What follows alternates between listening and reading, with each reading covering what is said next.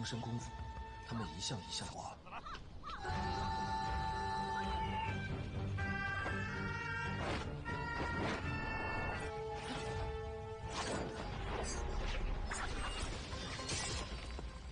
这音效。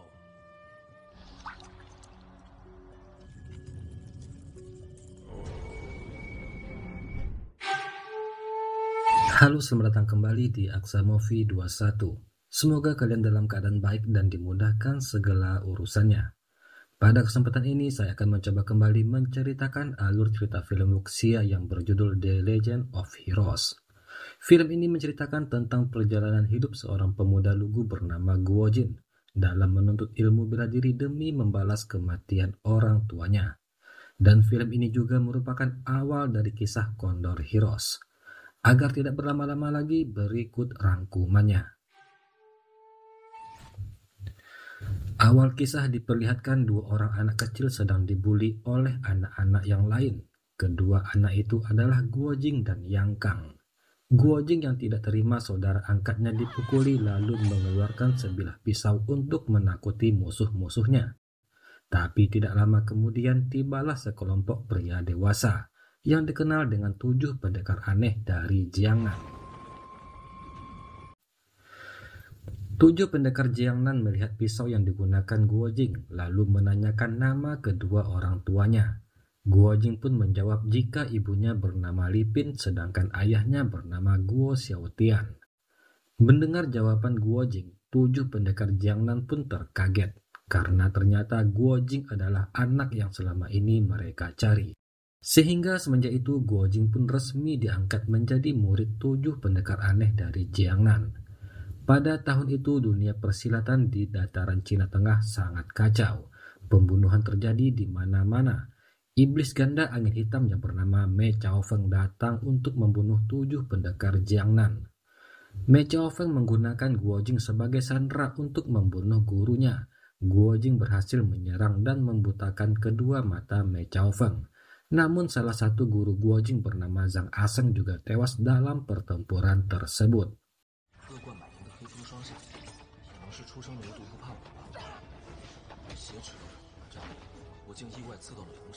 Semenjak saat itu Guo Jing dilatih oleh keenam gurunya yang tersisa demi bisa membalas kematian Zhang Aseng. Tapi bakat bela diri Guo Jing tidak sesuai seperti yang diharapkan. Dari 10 jurus yang diajarkan, dia hanya mampu menguasai 1 jurus saja.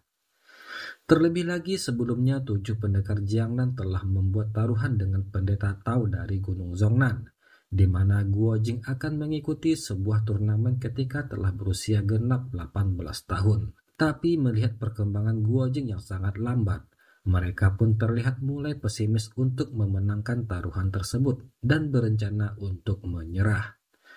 Namun Zheng Ke sebagai kakak tertua menolak untuk menyerah karena 7 pendekar Jiangnan tidak akan pernah mengingkari janji mereka. Dia memutuskan untuk tetap melatih Guo Jing karena walaupun Guo Jing memiliki bakat yang lemah, namun Guo Jing adalah anak yang tekun dan pantang menyerah. Guo Jing kecil terus berlatih siang dan malam, hingga tanpa terasa dia pun mulai beranjak remaja.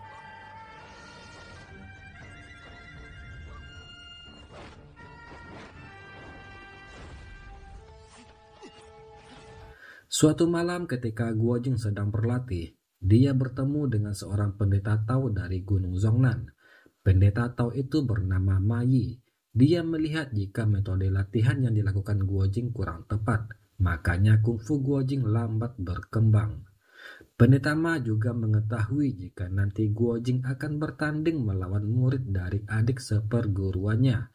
Oleh karena itu, agak kurang pantas jika dia mengangkat Guo Jing sebagai murid.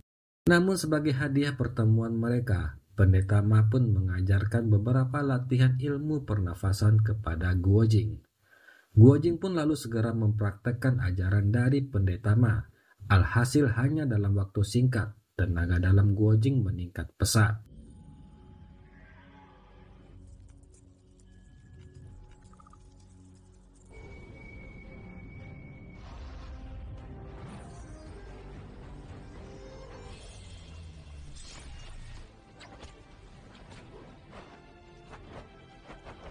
Melihat perkembangan Guojing yang signifikan membuat gurunya merasa heran dan kagum.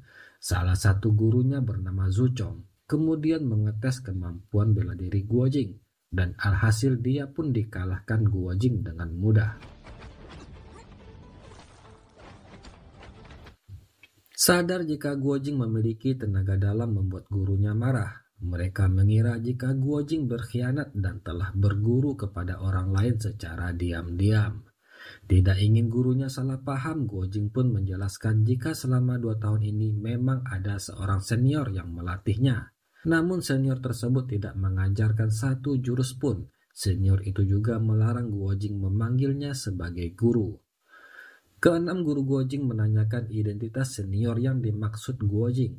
Namun akan tetapi, Guojing tidak bisa menjelaskannya. Karena dia telah bersumpah untuk merahasiakannya dari siapapun. Pendekar Jiangnan pun memahami perkataan Guojing. Mereka pun tidak menanyakannya lebih lanjut. Tapi meskipun begitu, keenam gurunya masih menyimpan rasa penasaran dan berencana akan mencari tahu sendiri. Malam harinya ketika Guojing berencana pergi menemui pendeta Ma, tanpa dia ketahui keenam pendekar Jiangnan mengikuti Guojing secara diam-diam. Mereka terkejut mengetahui jika sekarang Guojing telah menguasai ilmu meringankan tubuh. Sesampainya di atas tebing, 6 pendekar Jiangnan menemukan sebuah tengkorak bolong akibat serangan jurus cakar tulang putih. Mereka tahu jika itu adalah ulah dari iblis mayat besi Mei Chaofeng, dan menduga jika ternyata selama ini Guojing dilatih oleh Mei Chaofeng. 6 pendekar Jiangnan mengira jika Mei Chaofeng sengaja melatih Guojing yang nantinya akan dimanfaatkan untuk melawan mereka.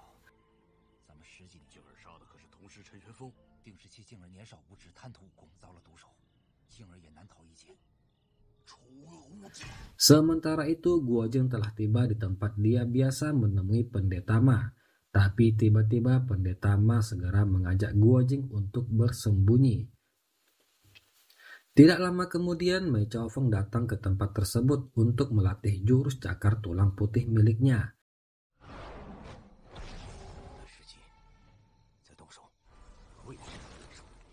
Tidak lama kemudian, 6 pendekar Jiangnan juga tiba dan langsung mengepung Mei Chaofeng. Setelah 10 tahun mencari, akhirnya mereka menemukan wanita yang telah membunuh Zhang Aseng. 6 pendekar Jiangnan segera ingin membalas kematian saudara kelima mereka tersebut.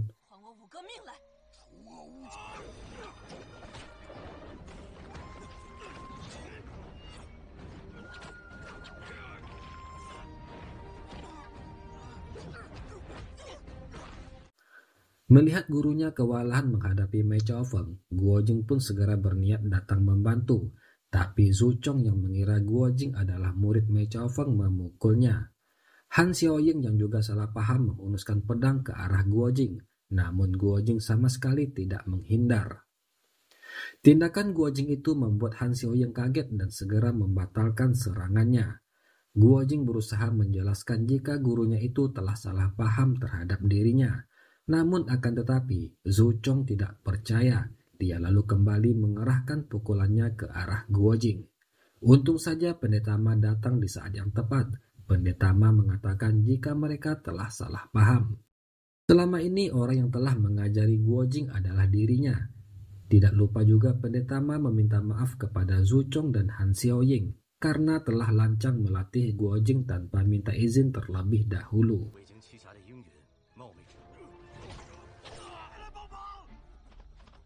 Di tengah obrolan mereka itu, Baoju berteriak meminta bantuan karena mereka berempat kewalahan menghadapi Mei Chaofeng. Guojing dan pendeta Ma lalu bergabung dengan gurunya untuk melumpuhkan Mei Chaofeng.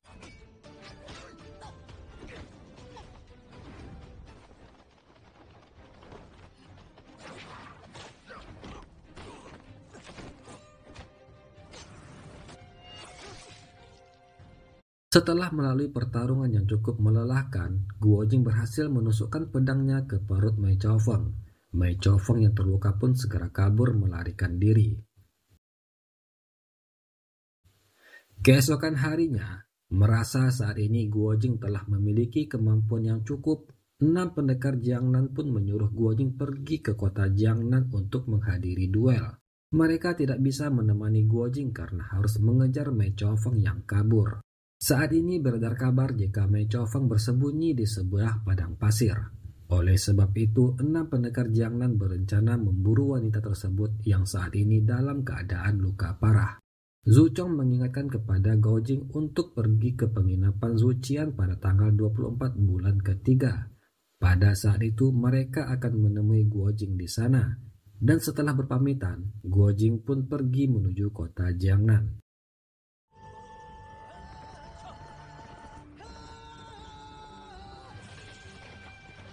Saat ini di kota Jiangnan, 2 orang pria mengejar seorang pencuri di warung mereka.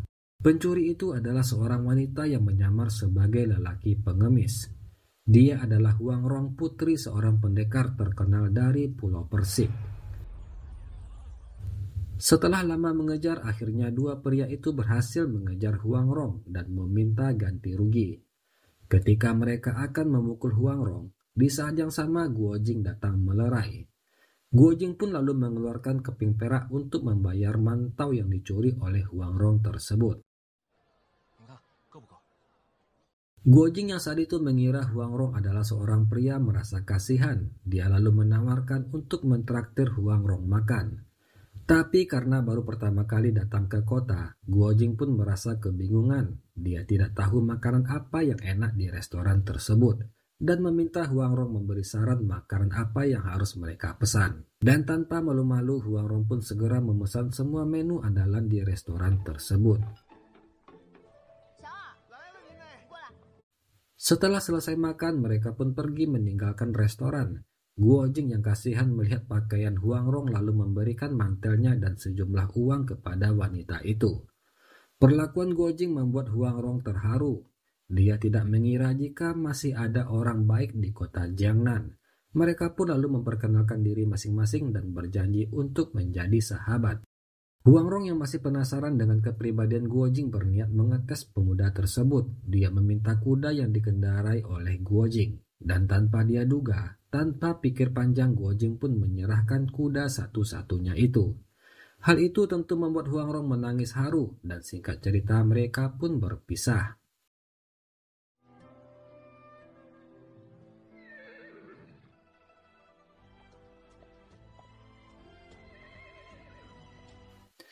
Keesokan harinya, Guo Jing menonton turnamen di tengah kota. Turnamen itu diadakan oleh seorang pria bernama Mu Yi untuk mencari jodoh buat putrinya bernama Nianxi. Bagi siapapun yang bisa mengalahkan putrinya tersebut, maka orang itu dapat menikahi putrinya. Namun sampai saat ini, belum ada satu orang pemuda pun yang berhasil mengalahkan Nianxi.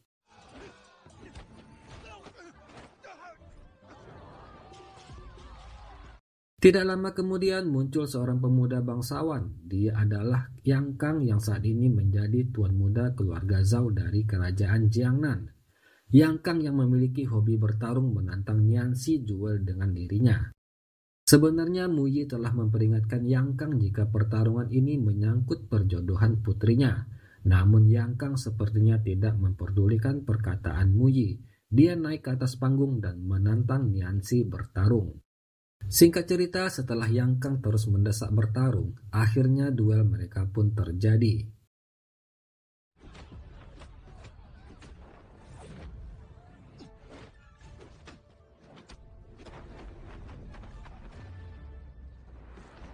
Yang Kang berhasil mengalahkan Nianxi, bahkan dia mampu mengambil salah satu sepatu gadis tersebut. Para penonton pun mulai bersorak sembari menyuruh mereka segera menikah. Tapi Yang Kang sama sekali tidak berniat menikahi Nianxi. Dia menganggap jika pertarungan tadi hanyalah sebagai duel bela diri biasa saja. Mu Yi yang mulai kesal dengan kesombongan Yang Kang meminta untuk mengembalikan sepatu putrinya. Namun Yang Kang menolak karena menurutnya sepatu itu adalah hadiah atas kemenangannya. Sehingga Mu Yi yang kesal pun menyerang Yang Kang.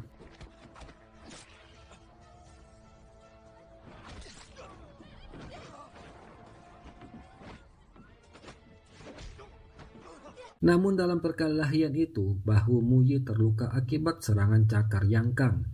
Dari bawah panggung, Guojing melihat jika jurus yang digunakan Yang Kang sama persis dengan jurus milik Mei Chao Feng. Dia mulai berpikir apakah Yang Kang adalah murid dari iblis wanita tersebut.